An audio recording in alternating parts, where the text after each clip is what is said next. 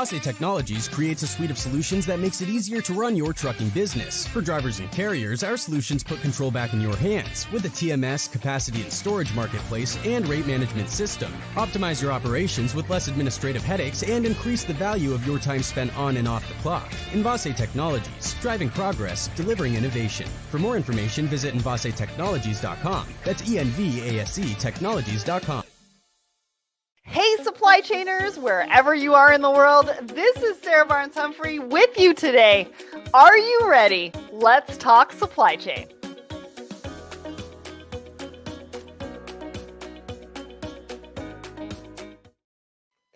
Good morning, everyone, and welcome to Thoughts and Coffee. I am coming at you live from my brand new studio space. I hope you like it. I'm very proud of it, and I'm excited for the show today. We're going to be talking all about AI. I feel like I've been talking about AI almost every single day for weeks, but we're going to get the lowdown on some terminology that you may not have heard about. Plus, we're going to learn more about Gather AI. So my name is Sarah Barnes-Humphrey. I'm the founder and host of Let's Talk Supply Chain, the Blended Podcast, and the founder of the Blended Pledge. And we couldn't do this show without our show sponsors. So are you ready to find your people? If you're struggling to find a supply chain community of like-minded professionals where you can level up, network, learn about best practices from experts in supply chain, professional development, and marketing, look no further. We created the Secret Society of Supply Chain to provide a safe space, a community for everyone in supply chain. We offer unique opportunities for everyone to connect and grow in three distinct value-packed communities: the supply chainers, women in supply chain, and the creative room. From the learn at your own pace, content-rich approach of the supply chainers to the empowering community-focused space of women in supply chain and the marketing mastermind of the creative room, we mean it when we say there's truly a place for everyone. So head over to secretsocietyofsupplychain.com to explore which community was made for you. All right, let's talk about what's happening at Let's Talk Supply Chain this week. So we've got a brand new episode of our Woman in Supply Chain series, and it's with Lalitha from Oro Labs. Now go and take a listen to this. Her journey has been pretty fun, pretty incredible, and she talks a lot about her journey through tech, through supply chain tech, and how she became a co-founder, actually, of Oro Labs. So it's episode 405 wherever you listen to the show, so definitely go and check that out. All right, live tomorrow at 9 a.m. is another episode of Relax Talks, and they are going to be talking about wholesale. Now, you're not going to want to miss this one, because if you are in retail and you're thinking about wholesale in a different way and how you can actually manage your supply chain, you want to be here. So go and click the attend button, because even if you can't attend live, we will send you the link to the recording so you don't miss a minute. And then on Monday, I'm going live talking about embracing cross-border markets with Polaris, why digitalization is key to scaling success. Now, you're not going to want to miss this as well, because there's a lot of cross-border that's happening between Canada and the US, and Polaris is the biggest company who's helping companies do that as well. So go and click the attend button. Even if you can't attend live, I will send you the link. And then next Wednesday, Christine Barnhart is going to be back with Supply Chain Unfiltered, talking about future-proofing FMCG supply chains through data centricity. Again, not one to miss. So click the attend button and we will let you know when we go live. Plus, I was just recently on the Modern Business Operations podcast, episode 93, a 30,000-foot view of the supply chain. So if you haven't gone to check it out, we're going to put the link in the comments. I really enjoyed talking to them about what's going on in supply chain and so much more. What else have we got? I think one more thing before we get to the guests. So last week I was in Miami for the 2024 Supply Chain Symposium, and I'm going to be talking a little bit today throughout the discussion, some of the things that I learned, because there was a lot of talk around cybersecurity. There was a lot of talk around what is happening in the economy within the US, and we had a lot of great shares. So To everybody who was there, it was so great to meet you. For anybody who wasn't there, you definitely want to be there next year. All right. So now it's time to bring up our guest for today. Sankalp, how are you? Good, Sarah. How about yourself? Great, great. I hear you're joining us from Pittsburgh. How's it over in Pittsburgh right now? Oh, it's just summer's just arriving, and there's beautiful spring in Pittsburgh. Everything's green, so we are we are living in times of regeneration in Pittsburgh. It's really good. Yes, we are doing the same here in Toronto. It's nice to see the sun shining. We're actually in double digits. No more snow, knock on wood. I mean, I know we're coming up to a long weekend, so maybe, but hopefully not. Why don't you tell everybody who you are and what you do? Oh yes, I'm Sankalp Arora, co-founder CEO at Gather AI, and we do autonomous inventory monitoring and asset tracking in warehouses, providing 15 times faster counts and real-time visibility on how your assets are moving using Nice. a fleet of autonomous drones. Well, and we're going to talk about that in just a minute because you've also got an announcement and all sorts of things. But before we do that, we actually poll the community every single Wednesday morning. And I want to go through these results with you because Gather AI gave us this question to ask the community. And so I want to get your thoughts on some of these results. So, the question that we asked everybody, what's your top inventory monitoring challenge? Now, anybody who's watching right now, you don't have to go to the poll, but you can leave a comment here and let us know which one you would have picked. So 64% of you said manual errors. Now, I'm going to go to Sankalp in just a minute, but for me, I don't know how surprising that is. The amount of people that I'm still talking to that's using Excel. I mean, the Formula One racing just came out, I think, 2 months ago, saying that they're using Excel for 20,000 lines or something like that to manage 20,000 lines, and they were having trouble managing their inventory. So I don't know if that 64% is necessarily surprising. 19% said labor shortages, 10% of you said time restrictions, and we'll get to the others in just a minute. But Sankalp, what did you think about these results? Oh, it made so much sense and actually formed a core thesis of why we decided to solve this specific problem. And one could say it's about software. Softwares are not good enough, or you're Mhm. using old tooling. It's a hard job. It's a hard job when you have to find something in a facility that has 100,000 items in it. And Right. because you have to fulfill an order and you have to continuously scan and put away things. Mhm. So those people need as much help as we can get them. Absolutely. Now, we had some comments here. Rick said technology to assist in planning and decision report. Michael said data integrity and inadequate technology, which is what you're talking about. David said all of the above plus long, inconsistent, unreliable lead times.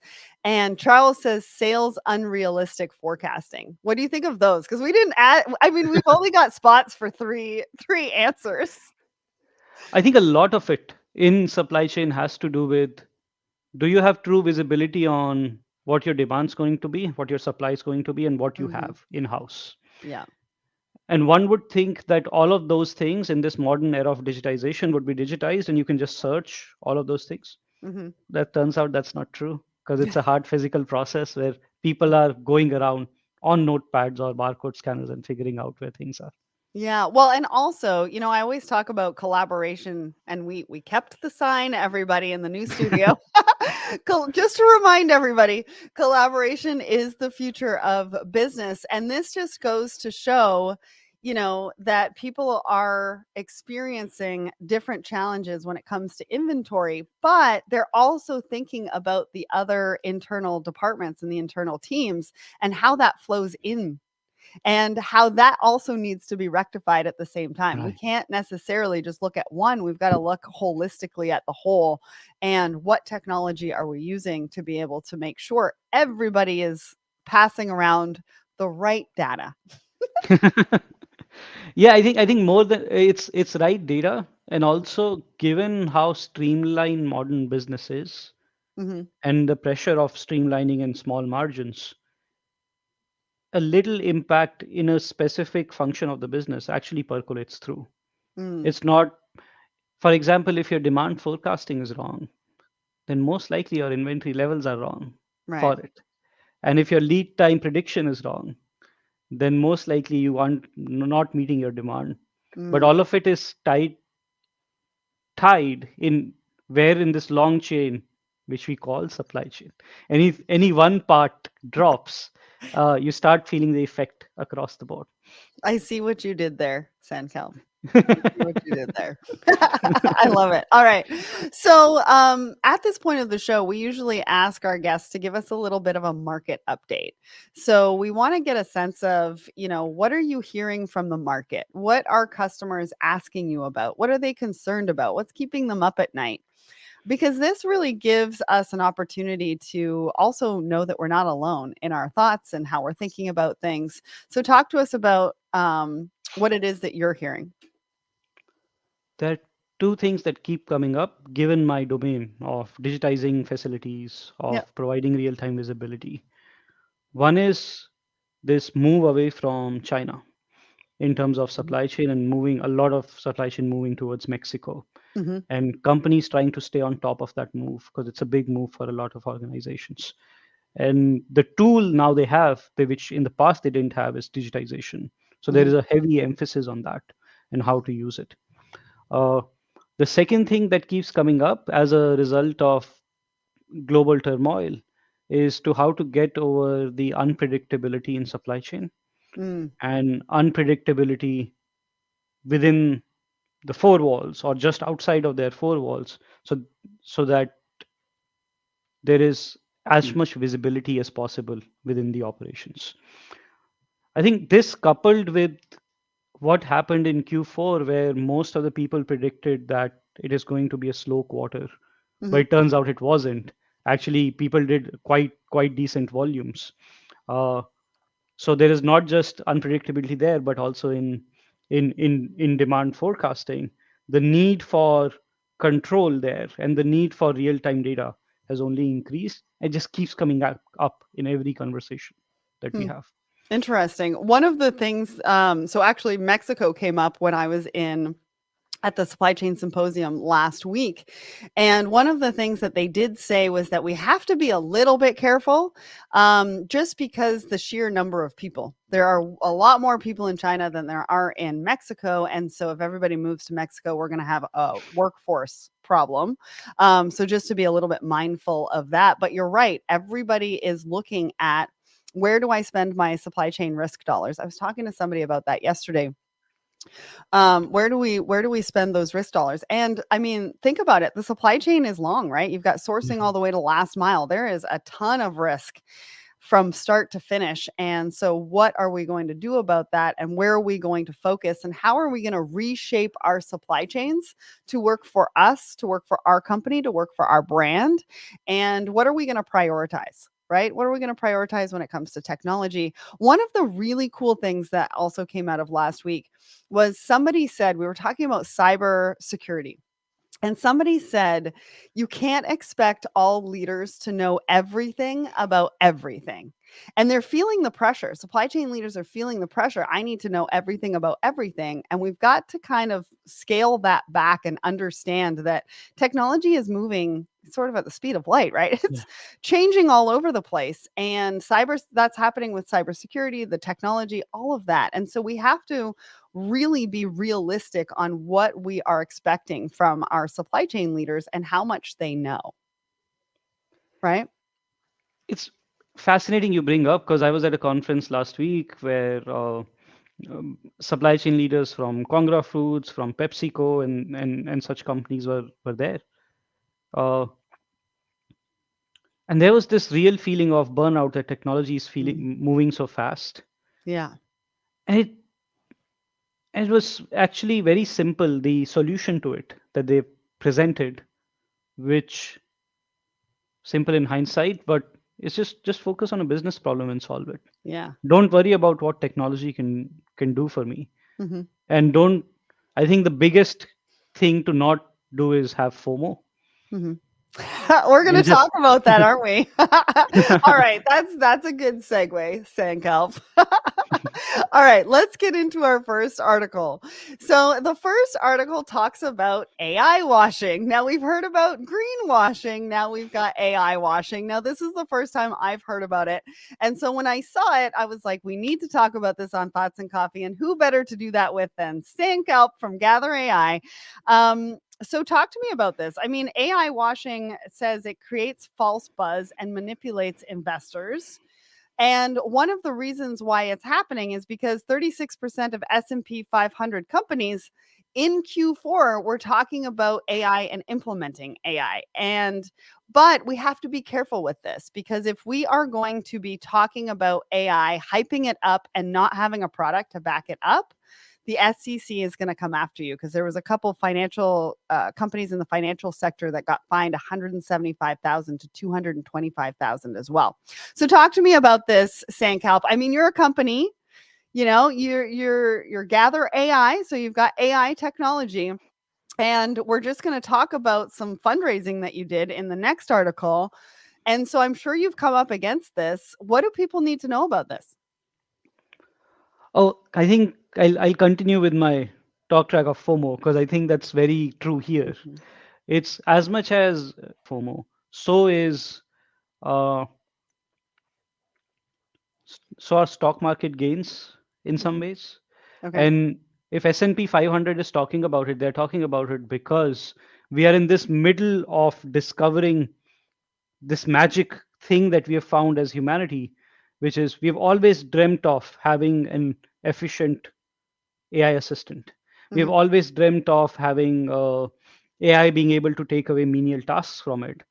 And ChatGPT was launched to public, not enterprise first. Right. And public found so many uses of for it, where we have inculcated in our daily life workflow. But the thing is, technology is still nascent, and it's nascent enough where it almost works. Yeah. And specifically in businesses like supply chain, almost works can be quite dangerous, where it Mhm. fails on the edge cases, and then you can't rely on it suddenly. So S&P 500 leaders have said, oh, we recognize this is an opportunity to transform our business, and it Mhm. will transform our business.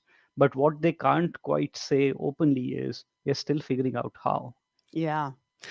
Well, and interestingly enough, and I keep going back to last week because I learned so much, but we were talking about cybersecurity. And one of the things that kept coming up repeatedly was the use of Chat GPT, and their team members not realizing the information that they're putting into Chat GPT can be competitive. And so Yes. they've had to shut down some of their team members putting certain information into Chat GPT, even though it helps them, it's easier, et cetera, but they're giving away secrets. Yeah, and most likely some later version of ChatGPT gets trained on the chat you have with Mhm, it, and all of those AI, and so that data has a fairly decent likelihood that it might get show up in someone else's conversation maybe a mhm, couple of years down the line. yeah, So one has to be protective while empowering our people, of course, as leaders. And the mhm, only sort of way to do it is, I keep saying, is go solve a business problem and don't worry about, oh, how yeah, do I make ChatGPT available to everyone, instead of saying, oh, how do I solve this little problem that I've been facing.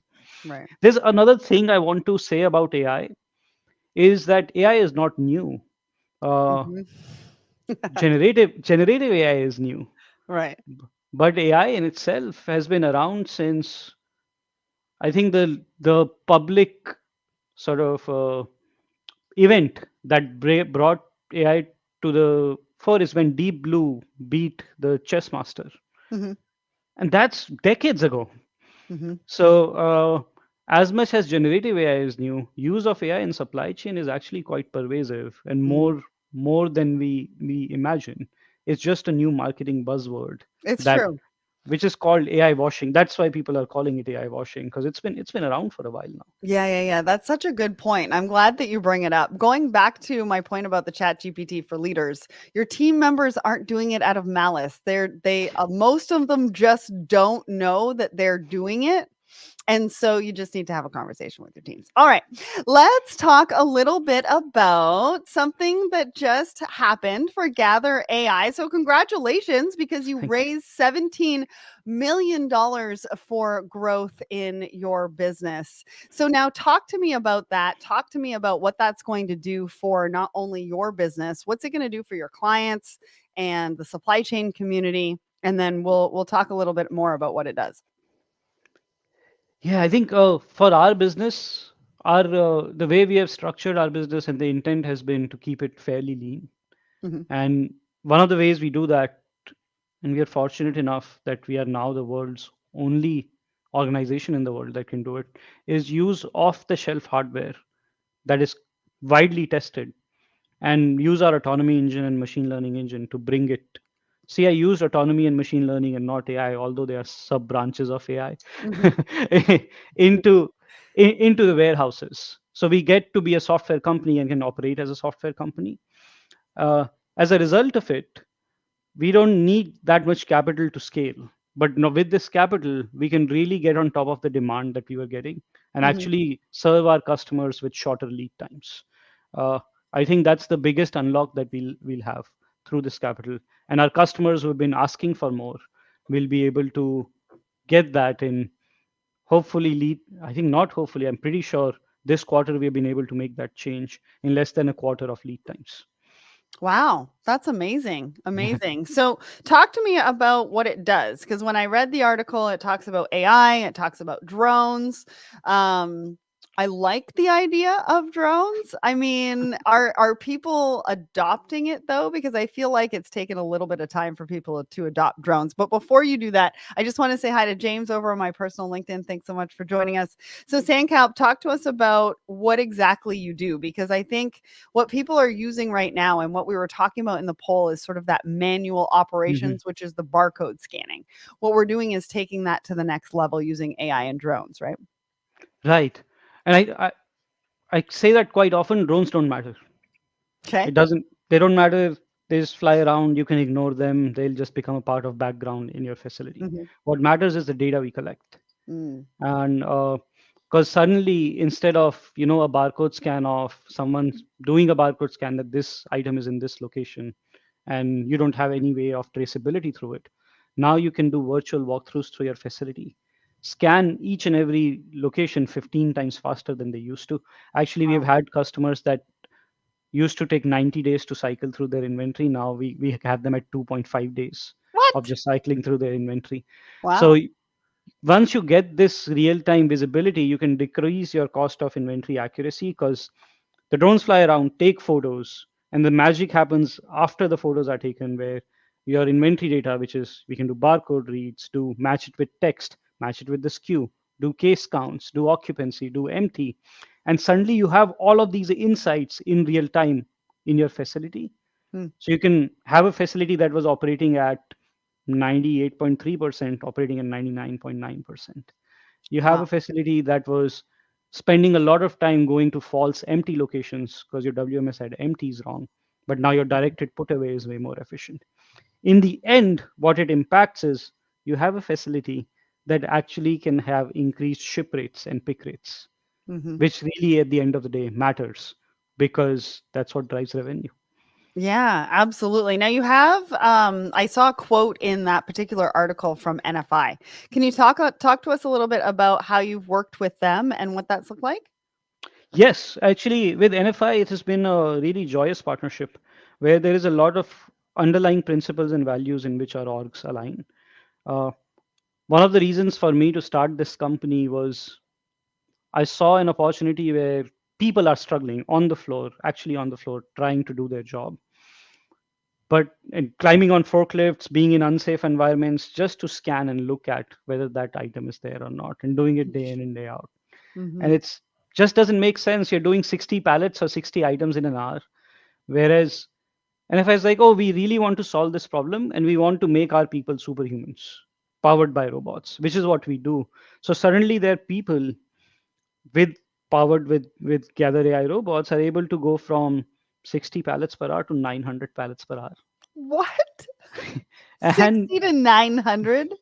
and it's just Wow. the joy that brings in terms of not only, oh, it's automation, it's making my facility real time, but it's making an impact on people's life who are actually on the ground, who Mm, don't have to climb lifts anymore.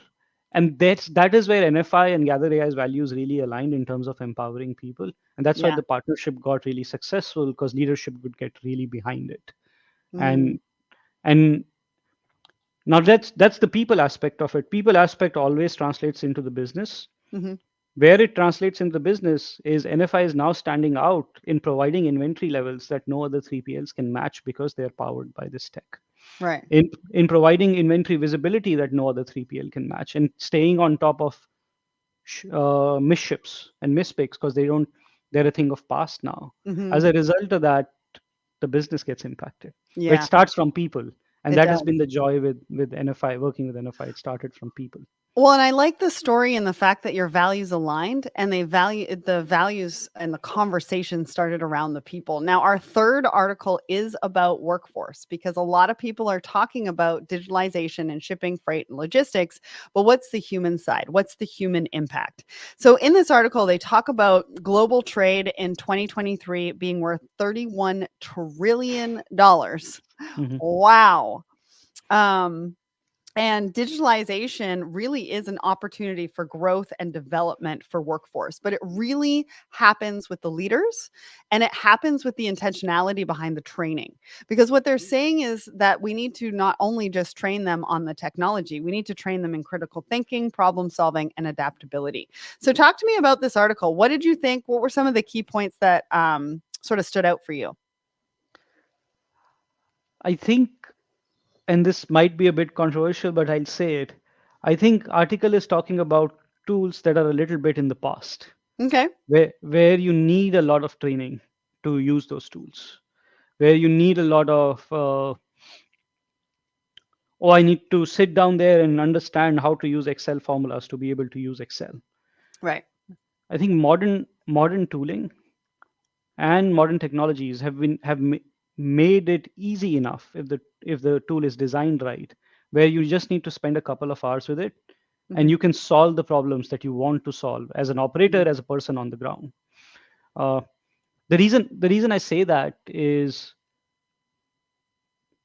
tools in the past required that much training because there's limited intelligence that you can build into the tool.